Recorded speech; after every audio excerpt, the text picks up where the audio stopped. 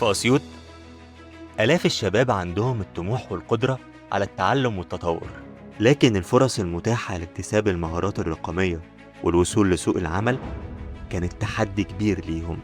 وهنا ظهر دور شركة أسيوط لتكرير البترول، اللي وثقت في قدرات وإمكانيات شباب أسيوط بعد النجاح اللي حققوه في المرحلة الأولى من مبادرة تأهيل طلاب وخريجي الجامعات للعمل في مجال الوظائف الرقمية الحرة. وتم توقيع عقد المرحلة الثانية من المبادرة بالشراكة مع شركة ايديا سبيس لخدمات ريادة الأعمال.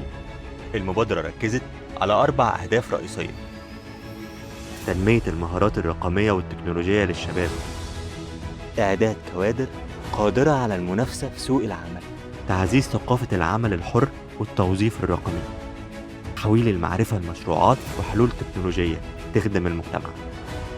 المبادرة كانت رحلة متكاملة لتطوير مهارات شباب أسيوط، مش مجرد برنامج تدريبي، وخلالها قدرنا نحول الأهداف لأرقام ونتائج ملموسة.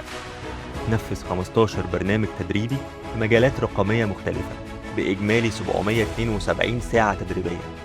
سجل في المبادرة 2648 شاب وشابة من 20 تخصص جامعي مختلف، وتم اختيار 407 لاستكمال رحلة التدريب والتأهيل، ونفذوا 126 مشروع تخرج. وعلى مدار الرحلة الأثر الحقيقي للمبادرة ظهر في تجارب الشباب ورأيهم في البرامج التدريبية. عرفت ايه هي المشاكل اللي بتواجه الزراعه، تمام، والبيزنس موديل، وان ازاي ان انا ابدا المشروع بتاعي. عملنا فكره من لا وجود لوجود. استفدت ان انا اطلع فكره في وقت قليل وابدا اعملها بروتوتايب واجهزها تكون تقدر تنزل السوق في فتره قليله. ازاي اقدر احدد مستوى حجم السوق اللي اقدر اشتغل عليه، واقدر اسوق للمنتج بتاعي او للسيستم بتاعي. ازاي تعمل نموذج اعمال خاص بالبيزنس بتاعك، ازاي يعني تمشي في كل خطواته من ساعه ما بتبدا تحدد الفكره اللي انت تشتغل عليها. اكتشفنا مميزات بعض ما كناش نعرفها اللي احنا موجوده عندنا اصلا، وخلونا نتعلم ان احنا نشتغل مع بعض اكتر ونطلع افكار.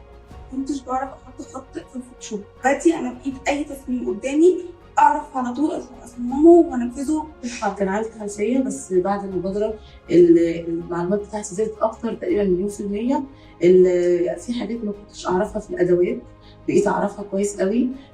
فلا بصراحه شايفه ان استفادتي بقت كبيره قوي. كنت مبسوطه جدا في الدبلومه هنا، كل ما بناخد معلومه كنا بنطبق عليها عملي بشكل اكتر بكتير، لحد ما وصلت البروجكت ده الحمد لله عجب حاضرين، وكانت تجربة بالنسبة لي أحب أكررها تاني في مجال تاني مع الشركة. النهاردة بنحتفل بإنجازات شباب أسيوط، وشاهدين على بداية واعدة للمستقبل وبداية قصص نجاح جديدة، لأن بشباب أسيوط هنقدر نصنع مستقبل رقمي أفضل.